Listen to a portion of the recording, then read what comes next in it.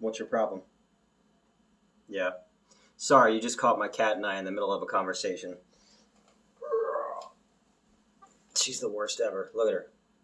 Why do you hate me so much? All right, get out of here. So yeah, oh now I'm all. Yeah. So what's going on? It's Wednesday, so let's what the fuck, you know? I took the poster down from my hallway to put it up here because we're doing pieces. God, what year is this? 82, I think. Cat's insane. 1982, Spanish American Italian I don't know. It was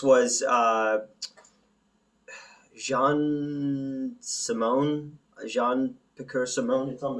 It's on the poster. This is one of the sleaziest, most amazing slasher movies ever made. Being that it was in 83, 82, 83, whatever, it came out in America. I think it's 82. I think that's what the Blu-ray says.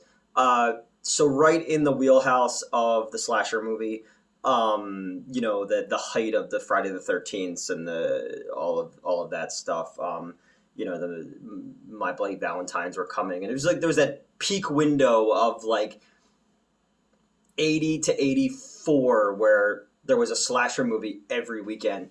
And this movie was done by the same people who did Pod People. If you're a Mystery Science Theater fan, Rick from Pod People plays Kendall in this movie. Edward Perdome is in this movie.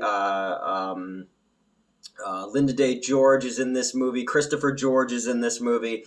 They're pretty popular movie and TV actors. Christopher George was in like Grizzly, is one of those popular ones. And they were a married couple at the time, and they have zero on-screen chemistry, which I love in movies. So this movie is trash, just beautiful trash. It's got the two taglines on the poster. This is one of my favorite posters ever. Is you don't have to go to Texas to have a chainsaw massacre. And pieces. It's exactly what you think it is. And yes, it's exactly what you think it is. The movie starts in the 1940s, and a little boy is putting together a jigsaw puzzle of a naked lady, and his mom sees that he's doing it, and she freaks the fuck out and like throws it away and starts trashing his stuff. So he does, the reasonable thing and axes his mom. He's like, let me ask you a question, and just hacks her to pieces. And then when the police show up, pretends that someone else did it and hides. And then we flash forward to 1982, again, 82, 83, I don't know. I didn't do any research on this. I should probably at least have my laptop up or something. There's a girl kind of out reading a book at a college, and she gets her head cut off by a masked giallo-like killer.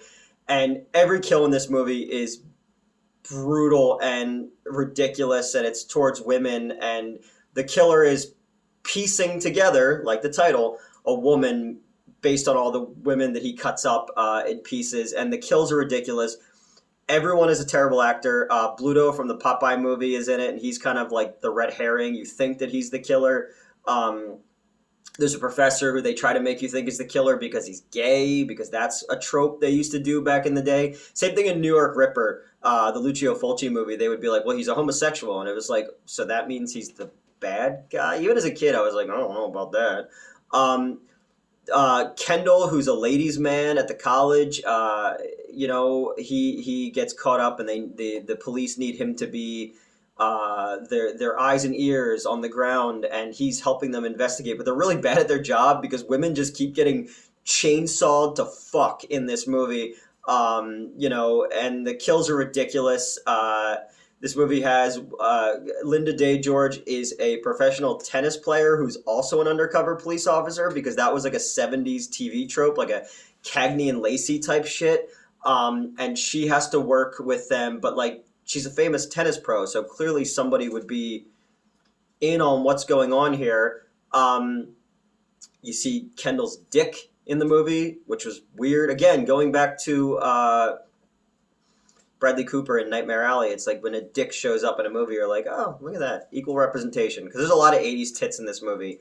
Tons of nudity, tons of gore, tons of stilted, terrible acting. At one point, out of nowhere, because one of the producers of this movie, I think it was Tony Randall, I think, was also producing a lot of Bruce exploitation movies. When Bruce Lee died, they would do a lot of movies like Bruce Lee Fights Back from the Grave and Bruce Lie and all these different things because they were trying to cash in on the international success of Bruce Lee. So out of nowhere,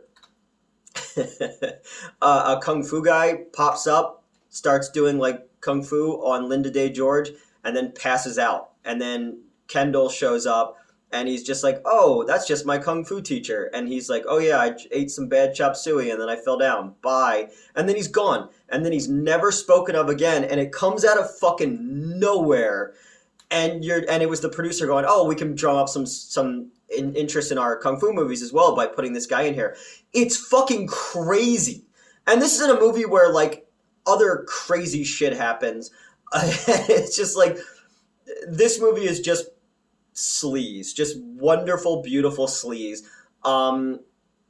We find out at the end, spoiler alert, that Edward Purdom was the little boy in the beginning, and he's building a woman's suit. Or a woman's suit like Ed Gein. He's building a woman like the jigsaw puzzle from all the pieces cut off. And the cops just break in and just blow his fucking head off. No questions, no anything. Again, like the New York Ripper. Like, yeah, they saw the two people fighting, but maybe they don't really know all the facts, and they just fucking smoke homie. So I thought that was pretty great.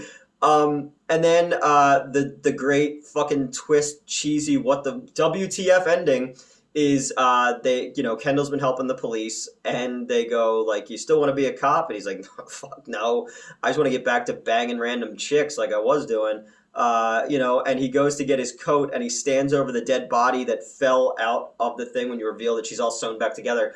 And the hand of the body comes up and pulls his dick and balls off through his jeans. At no point in the movie did they say that Edward Purdom was trying to like create life, like a Dr. fucking Frankenstein shit, reanimator shit. No, it just happens because things just happen in this movie.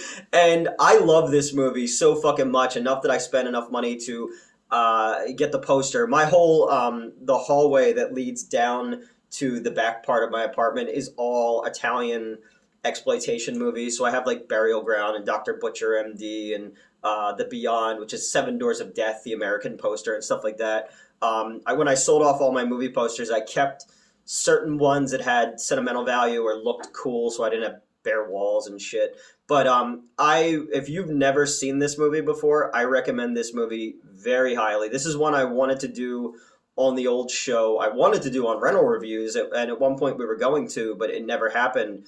And I know a lot of other people have reviewed this movie, but I just watched it again recently because I needed something to kind of cleanse my palate a little bit, because I've been watching more serious stuff, things I'd never seen before, documentaries, trying to ingest some actual art. And I was like, well, I need some like junk food now. And I put this on, and I was like, well, this is a perfect what the fuck movie for this. So I can't recommend this movie enough. It's like it's made on another planet by people who watched a bunch of watched a bunch of Grindhouse stuff. No, you know how they do those things where they're like, I made an AI watch 100 hours of Batman movies and it wrote a script. This is like if you did that, if you fed all of the trash movies into one thing and it spit this movie out. Like it's that ridiculous and cheesy and great gore and stupid. There's a ridiculous scene of tennis where it's just cuts between two people not moving in tennis and then cutting back to the crowd's heads going back and forth. I always wanted to do that how like people graffiti bathrooms. I always wanted to put, if you're sitting down in a bathroom, put on the stall door, bathroom tennis. And then right on this side, look left. And then right on that side, look right. And then just watch people taking a shit doing that. I think that would be really a fun thing to do.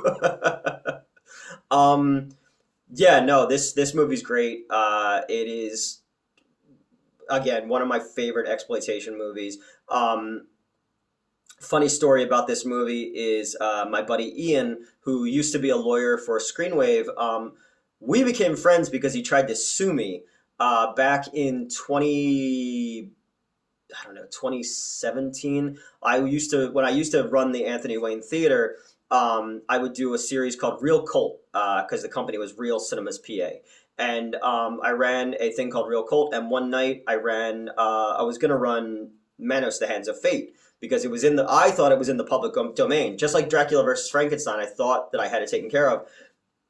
Ian was doing, unbeknownst to me, because I didn't know who this guy was, he was doing the legal work for the 4K restoration that came out, and he showed up to serve me papers and all that. And then we wound up talking about Godzilla just randomly, and then we became friends, and we're still friends to this day. And he's a great guy. Him and his wife were like, all the years of running the Anthony Wayne, I was constantly working every holiday, open to close, because nobody wanted to work, and they would constantly bring me food and stuff like that, Thanksgiving dinner and all that stuff, and bottles of booze and all. So it made me feel like I wasn't by myself on the holidays. But Ian was going to be getting treatment for testicular cancer back around 2018, 2019, something like that. And he's like, man, I really want to watch something to kind of take my mind off of everything.